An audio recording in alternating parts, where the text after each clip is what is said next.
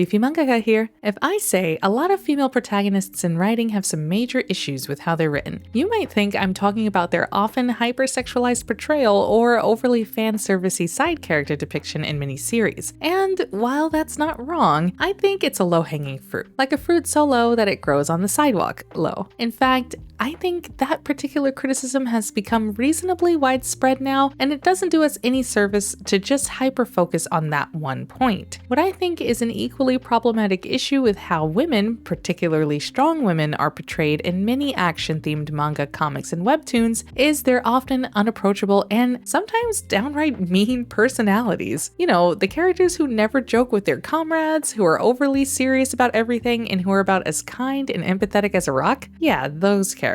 Please don't fall into the trap of creating female characters like this, and I'll tell you 3 reasons why. Starting with 1. It sets the tone that kindness and empathy cannot coexist with strength. When female characters are written in a way that makes them unapproachable and devoid of kindness or empathy, it sends a somewhat damaging message that strength and compassion cannot coexist. It's like saying you have to choose between being a strong, badass, competent fighter and being a caring person. Here's the thing about that though, I think it's a false dichotomy. Strength doesn't require sacrificing kindness, and power doesn't mean giving up empathy. And I think it's important for creators to challenge these notions and not keep the same tired trope on repeat when they design female characters. When writers perpetuate the idea that strong female characters must lack empathy or kindness or even humor, it's like saying that in order to be taken seriously or to be seen as strong, female characters can't show any compassion, understanding, or an ounce of levity. That's a harmful stereotype that reinforces the idea that women can only be one-dimensional characters. Instead, we should be working to create female characters who embody strength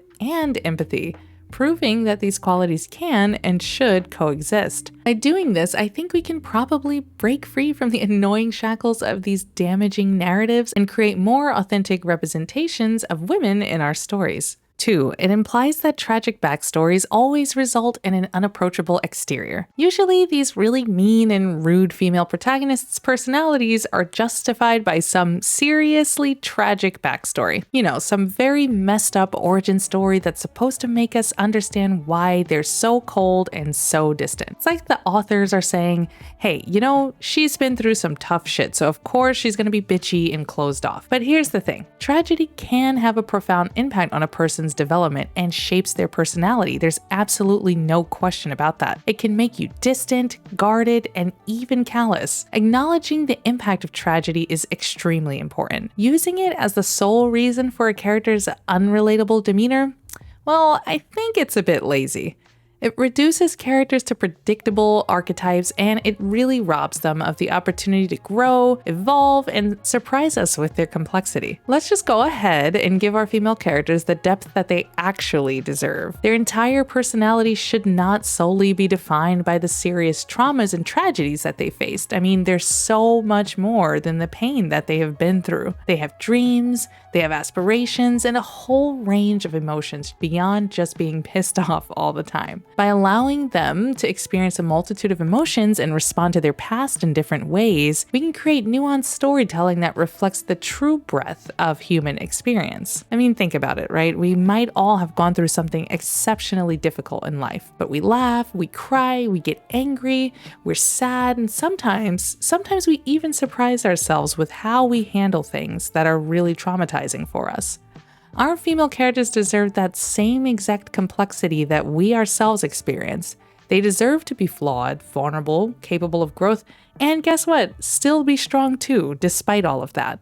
Or in spite of that. And 3, the last reason why I think these mean girl female protagonists suck is it kind of feels like an author is treating having a female protagonist as a lazy keyword and not a meaningful storytelling decision. I mean, I don't know. I just feel like it's too easy to whip up a character design, ascribe an archetype to her, and send her off into your story with the added benefit of using female main protagonist hashtags as a selling proposition on the internet. This is kind of a spicy take, but yes, my friends, that is once again lazy writing. These types of mean girl badass characters are carbon copies of one another, and one only needs to examine the closest mainstream example to have a rubric for their own work. But you don't have to do that.